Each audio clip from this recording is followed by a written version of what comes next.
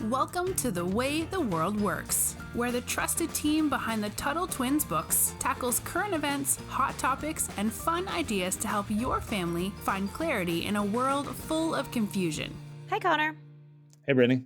So I want to talk about I want to say kind of a hero of mine because it's not that I agree with her on everything, but to me, I think she is just as important as people like Ayn Rand, and I think she might be a little saner than Ayn Rand in a lot of ways. Because even though we love Ayn Rand, she's a little nuts on some things. On some things, maybe you disagree. I think so, but I want to talk about a lady named Margaret Thatcher. So Margaret Thatcher was the British Prime Minister from 1979 to 1990, and she was also the first female Prime Minister. And I've never been like somebody that's always like, oh, I have to like this person because she was the first like woman to do this. But part of the reason I love Margaret Thatcher is I don't think Margaret Thatcher was like that either. Margaret Thatcher was just competent and ready to take no nonsense. In fact, if I met her, Connor, I think I would be terrified. I don't think I would have wanted to meet her because I think I would have gone running. She was just very kind of like stern and straight to the point. Yeah. So I think it would have been an interesting lady to be friends with. So again, she wasn't perfect when it comes to supporting principles of liberty. I kind of think of it as like Ronald Reagan. A lot of us look to him as like, oh, that was a good shift, showing where politics, like mainstream politics, had taken what I guess we would call like conservatism, but like that there were libertarian elements. In fact, I even think he was one of the first people to use the word, like presidents to use the word libertarian, because he had that quite, I don't know, something about a three-legged stool. I don't remember. Something about like what made a perfect country. And one of them was like libertarianism. And I was like, oh, hey, look, he even knows the word. So that's good. That's better than some. So she was kind of like that, where it wasn't perfect, but as a symbol, it meant a lot. Not only that these ideas of liberty, however small or bright or dim they were starting to make it into mainstream politics. And it's also a really interesting time in history around this time. So I said 1979 to 1990. Now, this is the end of, we've talked about what the Cold War was before, what the end of the Cold War. And that was, remember, it was called the Cold War because there wasn't any like active shooting. It was just a lot of like threats and face-offs between us and what was then the Soviet Union, which is like Russia and places like Cuba. And it was over this belief of like, what's going to win out, socialism or capitalism? So in Germany, I think you saw that play out the most, where you had literally a wall in the middle of Berlin. And on one side, it was like you went back in time to socialist, Germany. And the other side, it was capitalistic and they were flourishing. So there was that battle. And England is obviously in Europe. So they're even in a more different position, because with America, we've always kind of been like our own thing. We were capitalist, but then you have Britain that's kind of in the middle, and they're also in Europe was completely war torn. Britain was completely war torn after World War II. But here we're at the end of the Cold War. The Berlin Wall came down, I think, 1989, I want to say, which is weird because I was alive for that, but I have no memory of it. So she comes in at this very important time in history where it looks like, free enterprise and the free market ideas are the ones that are starting to win. And she made a huge difference in Britain for bringing those views and challenging socialism. And that was, taking over at the time. So I want to talk about her today and just kind of a little biography episode. And again, like I always want to say, because I'm very careful about our heroes, because not everybody is Ron Paul, and that people who you look up to are not going to be perfect in every single way, unless they're Ron Paul. Kidding. He's probably flawed. I know he's probably flawed too. We just haven't found it yet. All right. So yes. So here she is. She becomes prime minister, and she starts. She fought back against this creeping socialism and started implementing all these policies. So England had been struggling financially, and a lot of that was because this thing called the nanny state. And we have the nanny state here. That's where basically the government starts interfering themselves in everything. They act like your nanny. Think of it like that. And that was happening a lot after World War II. And I love this quote from her, Connor. She once said that her goal was to roll back the frontiers of the state. And that to me almost sounds like something like Murray Rothbard would say. Actually, he wouldn't say roll Music back. to my ears, right? Right. So frontier, that's like these new, think of frontiers as like when America was expanding and there were these frontiers that were they were helping them expand. She wanted to roll back that expansion. She wanted to say no more to all this socialist nanny state stuff. And she was really big on private property and entrepreneurship. But one cool thing she did with housing is the government, for some reason, like owned all this housing, and they like put their like parliament members in them. But either way, it was public housing, so the government owned it. And Maggie Thatcher, they called her Maggie Thatcher sometimes, had this idea. She's like, what if we just sold it to you guys and you can do whatever you want with it? Because these buildings were, of course, dilapidated. They were breaking down. They were in bad shape. And her idea was, okay, if we let these people buy these homes, they're going to want to take care of them. It's going to become something they're proud of. And we all know, because we understand private property and incentives, that is exactly what happened. Right. And it's funny now, because even though you look at these policies and you think, oh, that was really smart, that's what she's known for. When I was doing research for this, if you put in those housing policies and you Google it, it's not positive things. It's like Vice articles on trying to spin how that was bad for people. So it's funny. It's funny to me to see how biased everything is. And that's on any side of any story.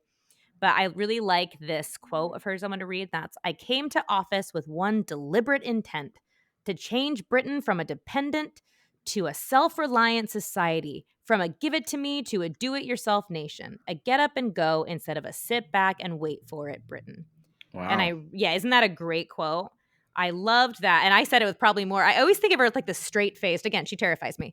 But loved her. So I love this because I think that gets to the point of exactly what she was trying to do. She liked this idea of self-reliance. She liked this idea of, picking yourself up and doing it for yourself, and being what I like to call entrepreneurial, not just in like a business mindset, but like in life, like getting up and not waiting for someone to do something for you. And what I think is interesting about this, Connor, is, we fought a war centuries prior against England to espouse this very thing she's talking about. And it's just funny that all those years later, and you see Britain realizing they need to be a little bit more like the United States. In theory, the United States isn't perfect about it either. They called her the Iron Lady, which I always like. I think that would be a fun name for a boat. People name their boats. I probably won't own a boat anytime soon, but if I did, it would be called the Iron Lady. Because she was just so, stoic, kind of like how I've described her, and I've made jokes about being scared of her. She was just very, she wasn't somebody warm with a smile on her face always. She was iron. She was immovable. Like, she stuck to her principles and she was not going to bend on them. And as you can imagine, that did not make her very popular with some people, but I think there was always a level of respect. And also at this time, it was more difficult to be a woman in such a high position of power in this government, where you're already I guess what I'm trying to say is, I don't know that most women at that time would have been able to do it, but Margaret Thatcher was just kind of I hate to say masculine, but kind of masculine in that sense. But she was just very straightforward. And another really cool thing is she was a big Hayek fan. So she was, and this was like peak Hayek. So Hayek had come out around World War II, as far as when his books were getting famous. Brittany, let's pause really quick to explain Hayek to our listeners. So we have a book called The Tuttle Twins and the Road to Serfdom. And that is kind of inspired by the original book, which is called The Road to Serfdom, written by Friedrich Hayek, or he's also referred to as F.A. Hayek with his initials. And he was an economist, a free market economist who wrote a lot and was teaching other people about the importance of free markets. And his work was so impressive that he won a really big prize, the Nobel Prize, which today is now, not worth its weight as a prize, because they give it out to crazy people. But at the time, it was a very prestigious award. And so he was really good at explaining a lot of powerful free market ideas. He wrote a number of books, including the one that I think Margaret Thatcher had, which was called The Constitution of Liberty. And so, am I right, Brittany? Was that the book? Yes, Constitution of Liberty was the book. Yeah. Which so I've actually... go on. I was just going to say, so that book, for people even across the pond, as they say, in Great Britain, was powerful, because these ideas that Hayek was talking about were not just American ideas. They weren't for any particular country. They are for everybody. The market is how humans relate to one another. And so Hayek was talking about how societies should be structured, or I should say how economies should be structured. And it's pretty cool that Margaret Thatcher was a fan to try and implement some things like that in Great Britain. Yeah, no, absolutely. And I'm glad you talked about the Constitution of Liberty, because that is a story I'm going to tell right now. This just to me describes how she was as a person too. So she once just like randomly pulled out a copy of Constitution of Liberty. And Connor, I'm looking at this on my shelf right now. It is not a thin book. It's a rather thick book, but she just like casually like pulls it out of her purse and slammed it down and said, "This is what we believe." And I just thought that was so cool that she would do such a bold move, and that she was carrying it around in her purse. I thought was kind of funny too. She also used to say, and I love this, Marxists get up early in the morning to further their cause. We must get up even earlier to defend our freedom. And that is something I think is good for any I don't want to say any contest, but I just love that, because we do have to be ready to defend our freedom, and that means beating other people at that game sometimes. So yeah, also just again, I think it's funny to me as somebody who doesn't like and I'm careful when I say this, modern feminism, because I'm a woman who works and has a career, and I'm very proud of that. And I also love my friends that have, babies and they are moms and they are amazing, because that is a job too. But to me, where feminism has become today is pretty crazy. And so I like to think of her as a really great female icon, which again is funny because I don't think a lot of modern feminists would like her very much at all because of her political stances. They only like the women who agree with them politically, right? Well, not even the ones that agree with them, because I don't think Hillary Clinton is a feminist in practice either, but they love True. her. Is she even around anymore? I don't hear much from her anymore, but yeah, so really big also on deregulation. And obviously deregulation is scaling back all those terrible just restrictions the government puts on us so that we are not as free as we could be. So yeah, Margaret Thatcher is somebody who's been a real hero to me. I think there have been a few movies portraying her. I want to say I watched one that was like 4 hours long, and I don't recommend that, because that was a lot. I don't know, Connor. Movie. I could go on for a little bit longer, but do you have anything? Yeah, it was anything to add? So, I see Margaret Thatcher as coming around the same time as Ronald Reagan, that you've got this kind of 1980s revival of freedom and a lot of people focusing on trying to shrink the government. So conservatism, as you pointed out, like she even has this quote where she says that parents can best exert influence through local authorities. The idea that we shouldn't have big central governments in charge of education or schools or things like that, or even family law, that these issues should be pushed down to more local levels where people can engage more. So you've got Ronald Reagan here in the United States that was saying very similar things. It was this post-Soviet, like, of course, you had the Soviets really big. You had this very stark example of government oppression, basically, of like seeing an example of a government that was run amok and what happens when you have totalitarian governments. So it's no wonder that there was kind of a counter reaction to that. I think of Argentina right now with all the inflation and all the big government. You've had this Javier Milei guy, this guy running for president, who's basically like a full-fledged libertarian free market guy who has been saying we need to shut down all these government offices, we need to stop doing all these things, we need to fire all these bureaucrats. So it's almost like it's a reaction to what was happening. Just like Margaret Thatcher, her influence building, her rise to become have this powerful position was almost like a response to a lot of people seeing, oh, we need more freedom now. We need to do the opposite of what these crazy Soviets are doing. Like she had another quote as a speech that she gave in the 1970s where she said, "I place a profound belief, indeed a fervent faith, in the virtues of self-reliance and personal independence."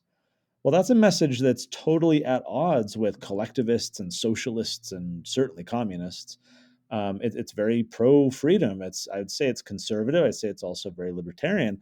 And so that makes me wonder, like, who's the Margaret Thatcher of today? As you point out, like, no one's as good as Ron Paul, and we had Ron Paul had his moment, but I often wonder, like, who's the next person, right? Or what are the conditions in the world that are going to give rise to kind of the opposite argument? Like with all the wars happening in Ukraine and Israel and everywhere else, are we going to have kind of a backlash where a lot of people become anti-war and we have some really awesome person rise to influence because of that reaction? So I kind of see her as not only a very intriguing person on her own, but also as almost like a symbol or an example of how movements kind of ebb and flow in reaction to what else is going around in the world. Just like Ronald Reagan's rise, I think, was part of that as well. So she's a super interesting person.